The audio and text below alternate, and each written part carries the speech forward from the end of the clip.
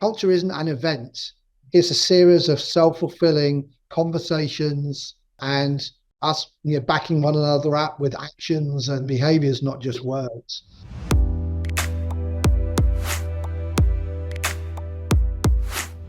Hey friends, Jeff here with a new episode of Conversations Life Science Leaders Aren't Having. Today we step into part 2 of my conversation with Nick Dyer and Jen Miller from Catalyst Clinical Research.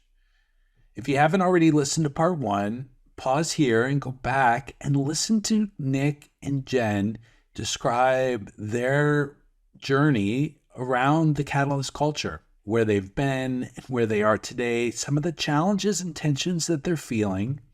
And then here in part 2 of our conversation, we look to the future. We look to where their plans are for scaling the Catalyst culture as they go global, as they go from 600 to maybe 1,000 or 1,200 employees, as they move into so many different geographies and cultures around the globe.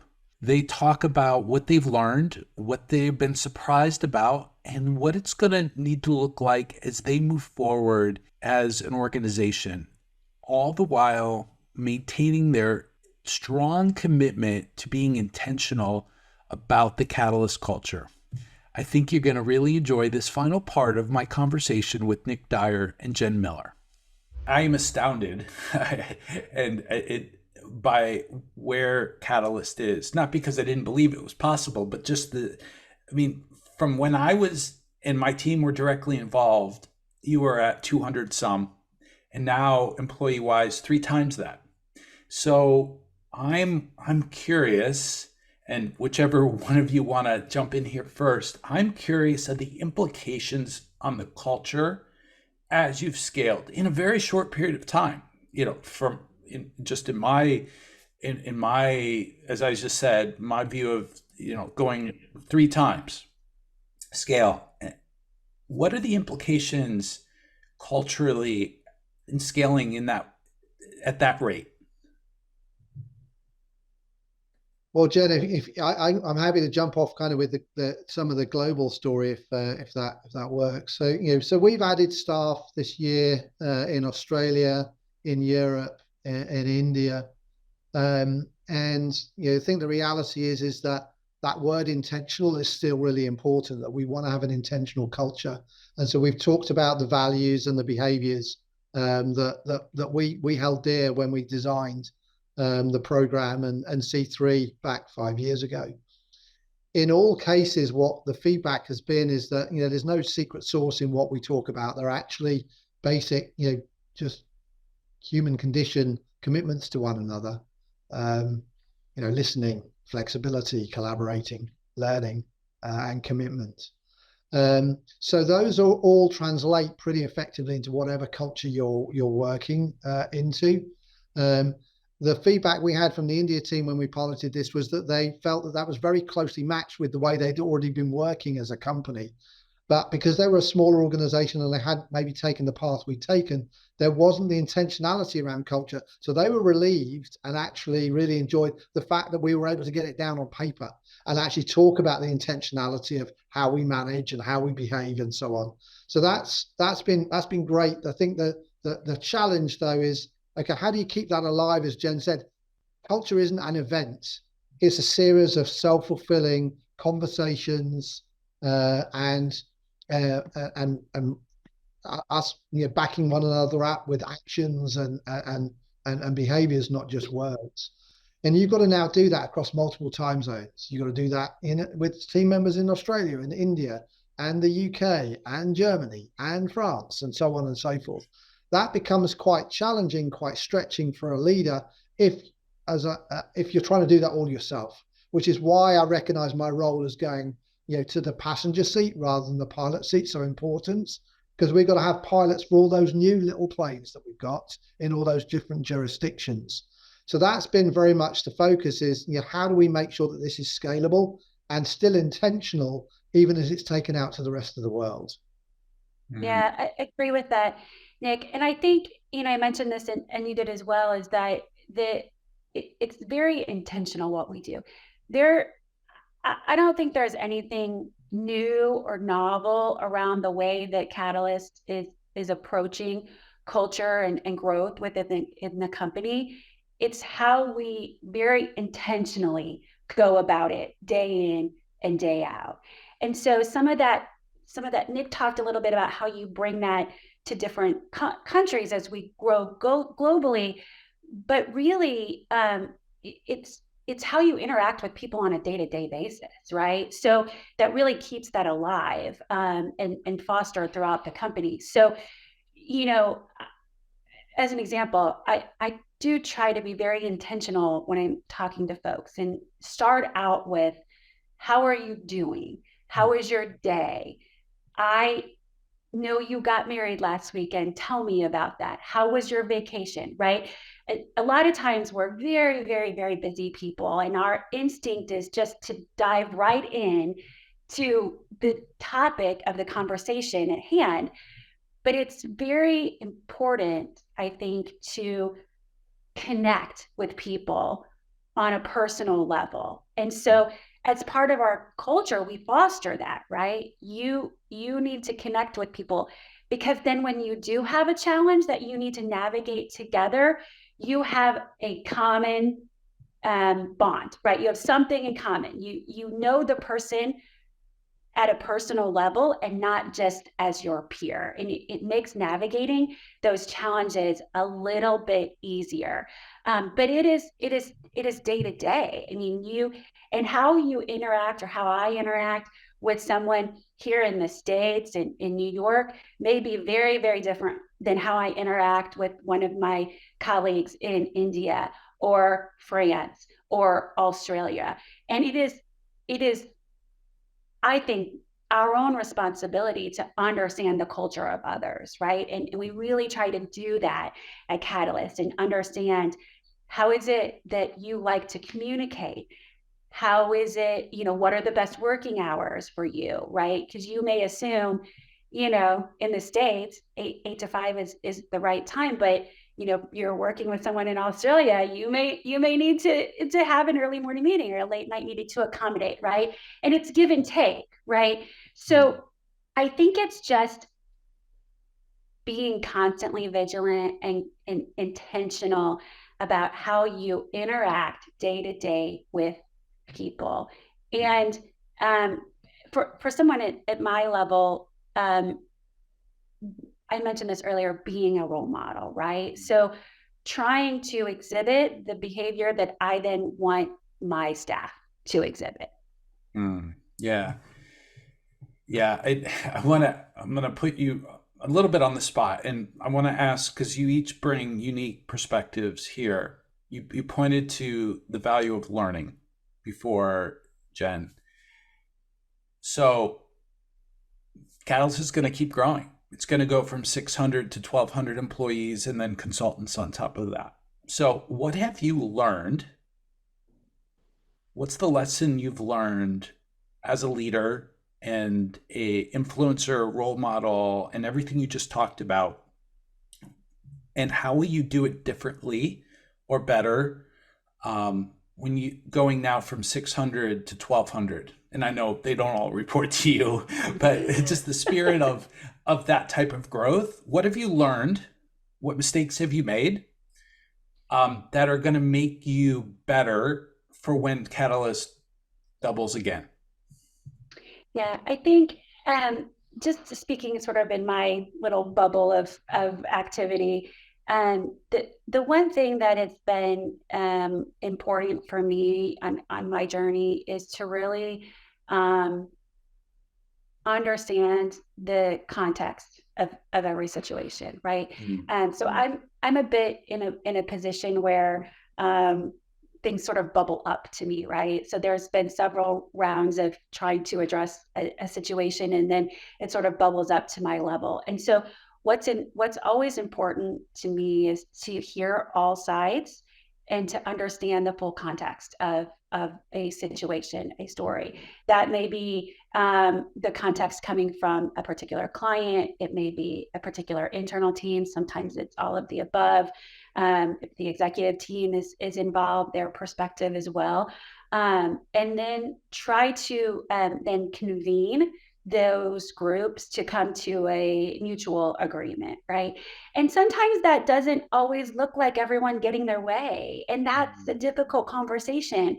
But what we can do is find some mutual agreement and move forward. And so I think that continues to be very important for us in many contexts, is just to understand when we are faced with tension, because there will always be tension, right, within an organization, to make sure that that tension is healthy, right, that we are having good communication and conversation, putting our values of listening and learning into play every single time, and understanding what is the best then solution.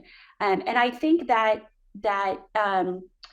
is speaks globally, right? And sometimes that is, we need a different solution in one region than we have in a different region, and that's okay. It's okay to have those variances, but we need to completely understand the situation at hand and what's happening, and take into account all perspectives before we sort of come to a mutual agreement. And I think, as we grow the company, it's just more of that communication, connection, really having people speak with each other, right? It doesn't really help us to have an instant message reading and everybody communication and everybody walk away angry, or an email and everybody walk away angry, and we're not solving a problem.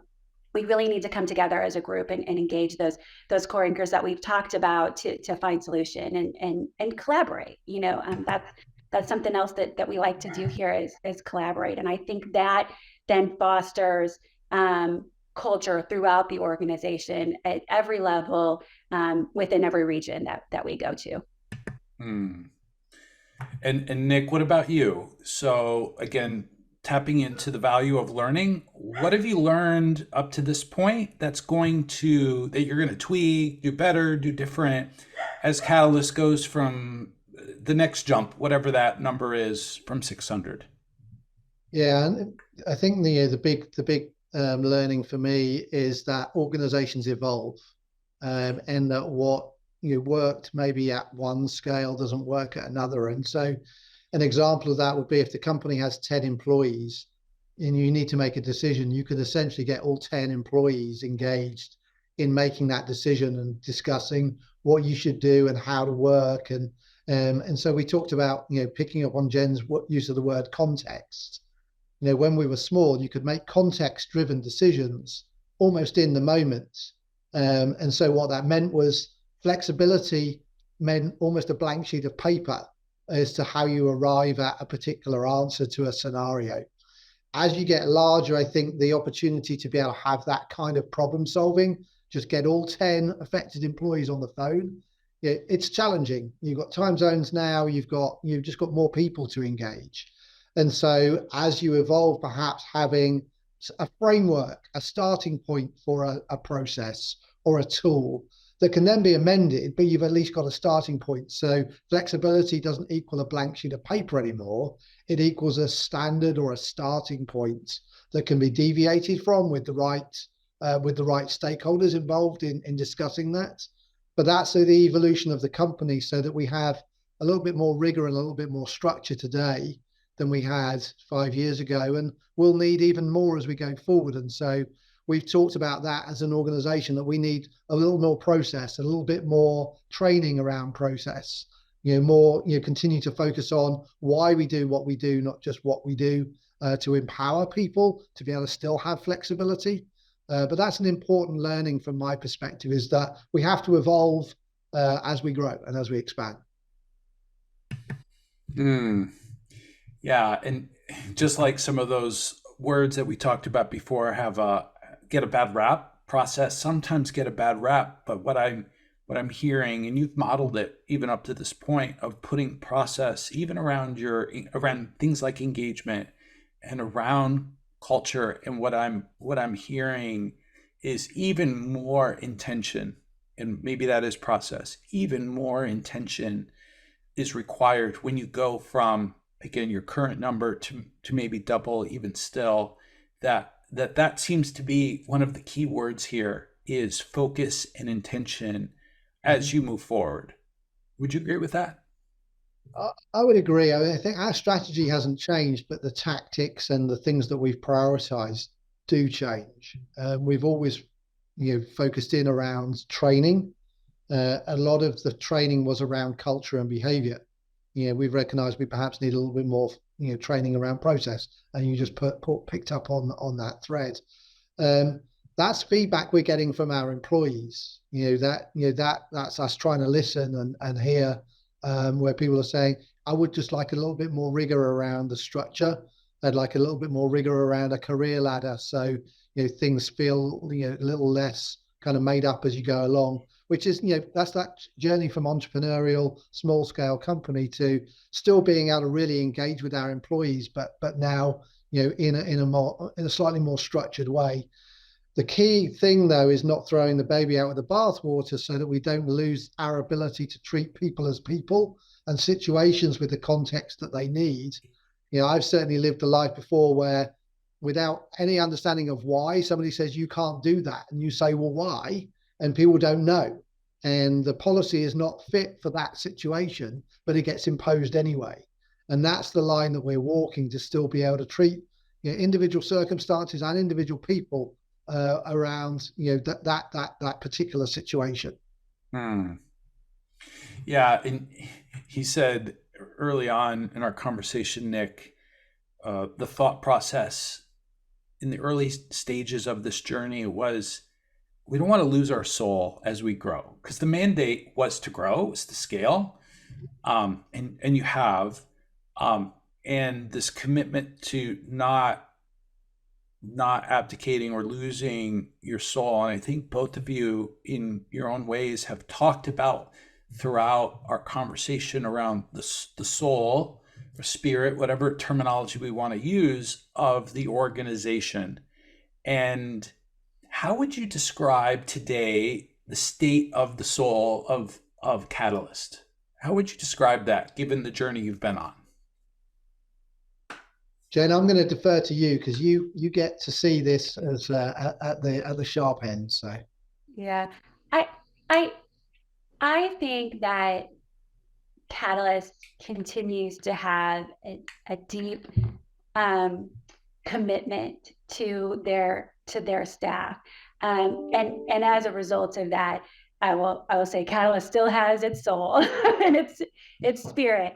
I think one of the things that really fosters that is we have this mantra at Catalyst that feedback is a gift, and we as an executive team, and even we as a leadership team, really try to live that day in and day out.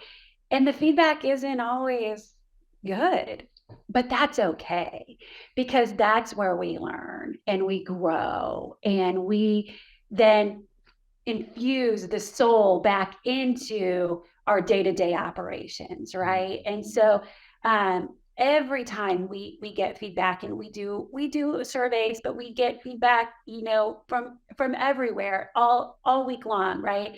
And we really try hard to take that feedback and be very intentional and very thoughtful about it. And sometimes there's a change, and sometimes there isn't, but we always try to communicate the feedback that we've gotten and the why behind what we've done. And I think in doing that, we continue to reinvest into the spirit and into the soul of the company. Mm-hmm. Yeah, and before you, I love that, Jen, and Nick, another acknowledgement you gave when we've talked is, you don't pretend like everything is perfect. Like, this is a pristine glass piece on the shelf, and oh, it's refined and perfect. Oh, and look at that. It's got its flaws. Mm-hmm. And not asking you to air the dirty laundry, but what again, how would you describe, given the reality that it's not perfect, from your seat on the plane, how's the soul of Catalyst? I think it's in decent shape. I do think we walk the walk of the values. We don't just talk them. At least, from the conversations I have, I'm held accountable by the people that I work with and that I speak with every day, for being that role model that Jen described. And when I don't live out the values, people call me out on it, which I think is actually a really healthy situation. That drives accountability, right? We talked about that earlier. That's good. I think the lens also of new people coming into the organization, people talk in their interview process about how often the culture word and the description of our culture comes through. And we check in with our new employees at 45-day and 180-day time points, and that's formal surveys, but also conversations. Pretty much everybody that joins the organization comments on the commitment we all have as team members to one another and the way we live that culture that was described in the hiring process. So that's a good litmus test from people that arrive and then kind of feel the vibe of the organization brand new, and almost to a person, it's a positive readout. Not all the time, but most of the time. And I personally try to meet with everybody that joins the company in their first few days to create a line of communication. And so, I think we're doing okay. But the point being, as you said, it's not some award that's sat gathering dust on the shelf. The moment we say, we've got this licked, is the moment our culture will actually implode because we stop working at it. So it's not a top point in time. It's not an event. It's a process that's constantly revisited. Yeah. Thanks for that perspective. I feel like we could probably keep talking for several hours, but I won't do that to you today. Maybe we'll have part 3 of the Catalyst podcast episodes. But I want to end with the same question that we ask every guest, and each of you, I'd love your perspective. So the question is, you get a chance to seed in the minds of leaders in life sciences all over the globe one conversation that they're going to have with their team or a colleague over the next week. And you get the magic wand. Whatever you want them, whatever conversation you want them to have, that's the conversation that they're going to have in this magic moment. So Jen, I'll start with you and make it level specific. So senior director, VP, that level, what's the conversation that you want your peers across the life sciences to have over the next week? Yeah, I mentioned this earlier, Jeff, and that really is, I would love if we could rebrand the word failure. I personally have learned more from every failure that I've had than I have learned from any success that I had. And I would venture to say that that's true for a lot of people.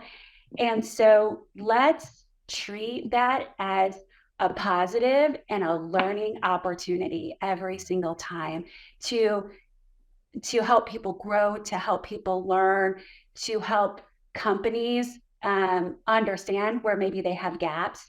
So I really would like to see us less focused on the negative out of that and more focused on the growth and the positivity out of that. Great conversation. Would love to be a fly on the wall for all those across the globe. Nick, how about for you? At your level, I'm going to ask you, you get to plant the seed in the hearts and minds of CEOs in the life sciences across the globe. What's that one conversation you want each one of them to have over the next week? Yeah, so I think for me, and Jen touched on this earlier, it's about exploring with executive teams and senior management teams how we can really invest into appreciating, nurturing, loving our people, and at the same time find balance with performance and accountability. So having those open conversations, how those two things are not in conflict with one another, when you you really understand that being kind doesn't necessarily equal just being nice and telling somebody what they want to hear. Yeah. You're providing good, objective feedback on where people can really continue to improve and enhance. That's loving your people, right? So it's being able to reconcile those two elements is, I think, a key component part of a healthy organization that really is able to, as I said, attract and retain the best of the best of the best, but really, ask those people to perform at an incredibly high level. Awesome. Love that one too. Nick, if folks are listening and they want to know more about Catalyst, where can we send them? Catalystcr.com is our website. You can drop us an email on there, hello@catalyst.cr.com. And we also list all of the conferences, etc., that we'll be attending on the website. You can also see us on our LinkedIn and Facebook pages. So social media channels, as most companies have as well. So we'll look forward to hopefully picking up conversations with a few people through those media channels. Awesome. We'll put all that in the show notes. Thank you, both of you, for just having just a great conversation. Loved it, and just tons of value for the audience. So thank you so much.